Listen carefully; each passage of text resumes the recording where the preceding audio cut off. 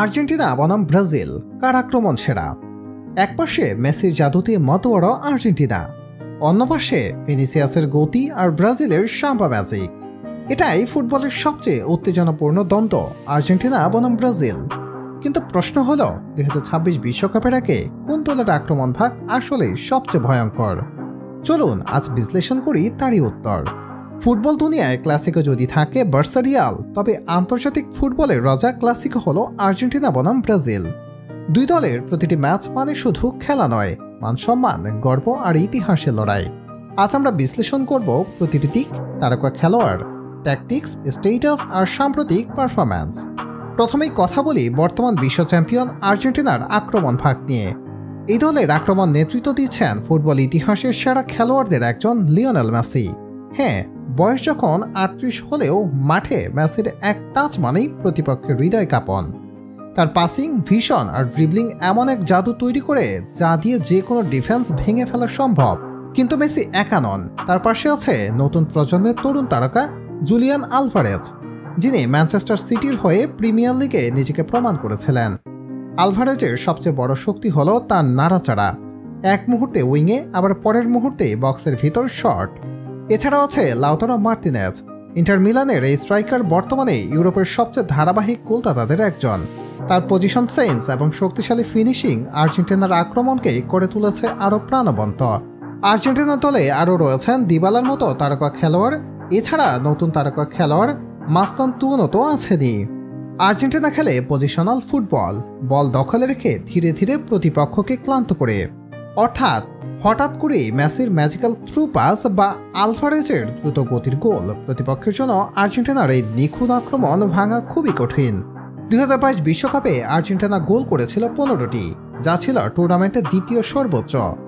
গত এক বছরে আর্জেন্টিনার আক্রমণ ভাগের গড় গোল 2.1 প্রতি ম্যাচে। এবার আসি ব্রাজিলের আক্রমণে, যাদের খেলা দেখলেই মনে হয় শৈল্পিক এক নাচের মতো। ব্রাজিলের আক্রমণের মূল তারকা এখন ভিনিসিয়াস জুনিয়র। রিয়াল মাদ্রিদের উইঙ্গার তার অদ্ভুত গতি এবং ড্রিবলিং দিয়ে যে কোনো ডিফেন্সকে ছিন্ন ভিন্ন করে দেন। প্রতিটি কাউন্টার অ্যাটাকে তিনি যেন বজ্রপাতের মতো মাঠ কেটে যান। তার সঙ্গে রদ্রিগো, যিনি শুধু স্কিলফুল নন বরং দারুণ বুদ্ধিমান প্লেমেকার। এছাড়াও ব্রাজিলের ফুটবলের স্বপ্নের মহানায়ক নেইমার তো আছেনই। সাম্প্রতিক সময়ে বেশিরভাগ হয়তো ইনজুরিতে পড়ে মাঠের বাইরে থাকতে হয় এই কিংবদন্তিকে, কিন্তু নেইমার মাঠে থাকা মানে প্রতিপক্ষের জন্য এক অন্যতম ভয়ের কারণ। এছাড়া আছে রাপিনহা এবং রিচার্লিসন, যারা বক্সের ভেতরে শিকারীর মতো সুযোগের অপেক্ষায় থাকে।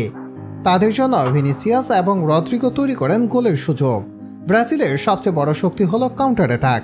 এক মুহূর্তেই প্রতিপক্ষের কর্নার কিক আর পরের মুহূর্তেই ভিনিসিয়াস বক্সে শট দিয়ে গোল। তাদের গতি এমনই মারাত্মক যে প্রতিপক্ষ ডিফেন্ডারের পক্ষে সামাল দেওয়া প্রায় অসম্ভব। সাম্প্রতিক কোপা আমেরিকা ম্যাচে ব্রাজিলের গড় গোল 2.5 প্রতি ম্যাচে। এবার আসুন দুই দলের আক্রমণকে মুখোমুখি তুলনা করি। অভিজ্ঞতা বনাম তারুণ্য। আর্জেন্টিনার আক্রমণে মেসির মতো অভিজ্ঞতা, লাউতারোর স্থিতিশীলতা এবং আলভারেজের আধুনিক খেলা আছে। অন্যদিকে ব্রাজিলের আক্রমণে আছে তারুণ্যের গতি আর স্কিলের ঝড়। Play style. আর্জেন্টিনা খেলে ধীর গতির পজিশনাল ফুটবল, ধীরে ধীরে প্রতিপক্ষকে চাপে ফেলে গোল বের করে আনে।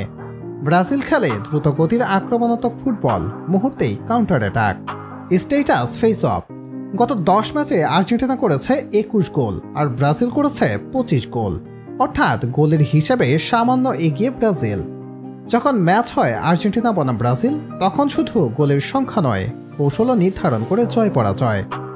যদি খেলা হয় ধীর গতিতে, আর্জেন্টিনা এগিয়ে থাকবে, কিন্তু খেলা যদি খোলা আর দ্রুত গতির হয় তখন ব্রাজিলের আক্রমণ ভয়ঙ্কর হয়ে উঠবে।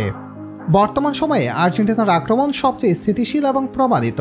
মেসির অভিজ্ঞতা, আলভারেজের শক্তি আর লাউতারোর ধারাবাহিকতা তাদেরকে বিশ্ব ফুটবলে এগিয়ে রেখেছে।